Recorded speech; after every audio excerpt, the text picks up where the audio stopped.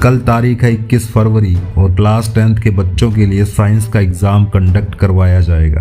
दिमाग में बड़ी उथल पुथल है, कंफ्यूजन है, डर का माहौल है और एक्साइटमेंट भी है।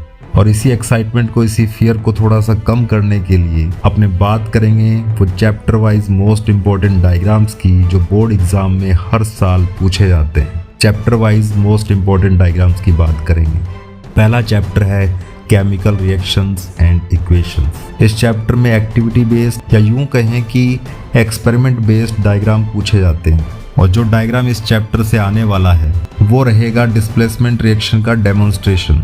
लोहे की कील है, उनको अपने कॉपर सल्फेट के सॉल्यूशन में डालते हैं, आयरन कॉपर को डिस्प्लेस कर देता है। दूसरा चैप्टर है एसिड बेस और सोल्ट का और इस चैप्टर से आपके लिए जो डायग्राम होने वाला है वो है जब एसिड और मेटल आपस में रिएक्शन करते हैं तो उसका एक डेमोन्स्ट्रेशन है, हाइड्रोजन गैस रिलीज होती है।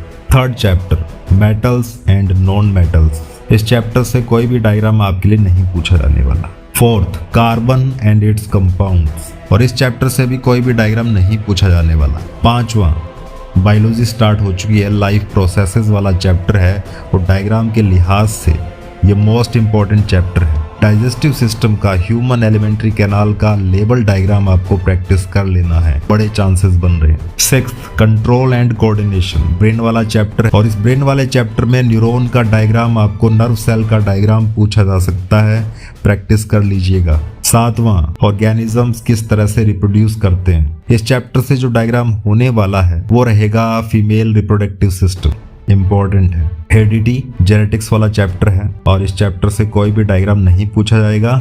हाँ, पेनेट स्क्वायर आ सकता है, जो एलिल्स है उनकी मैचिंग करना आ सकता है। नौवां chapter light reflection and diffraction और इसमें आपको प्रैक्टिस करनी है उन लेबल डायग्राम की, उन फिगर की जिसमें कॉन्वेक्स लेंस का यूज करके अपने बहुत सारी इमेजेस तैयार करते हैं जब अपने ऑब्जेक्ट की पोजीशन चेंज करते हैं। 10वां human eye and the colourful world, human eye का चैप्टर है तो इसी का लेबल डायग्राम आपको तैयार करना है। 11वां इलेक्ट्रिसिटी, इससे कोई भी डायग्राम नहीं पूछा जाने वाला। हाँ, डायग्राम बेस्ड क्वेश्चंस आते हैं, इस पे सर्किट का डायग्राम दिया होगा और इस पे क्वेश्चंस बनते हैं। 12वां magnetic effects of electric current और इस पे भी डायग्राम बेस्ड क्वेश्चंस आपसे पूछे जा सकते हैं। और मोस्ट इंपॉर्टेंट है फ्लेमिंग का लेफ्ट हैंड रूल। लास्ट है आवर एनवायरनमेंट और इससे भी कोई डायग्राम नहीं होने वाला है। उम्मीद करता हूँ कल साइंस के एग्जाम के लिए ये वीडियो आपके लिए नींव का पत्थर साबित होने वाला है। कोई क्वेरी तो आप पूछ सकते हैं, तब तक के लिए बने रहिए, टिके रहिए एंड इनहेल बायोलॉजी।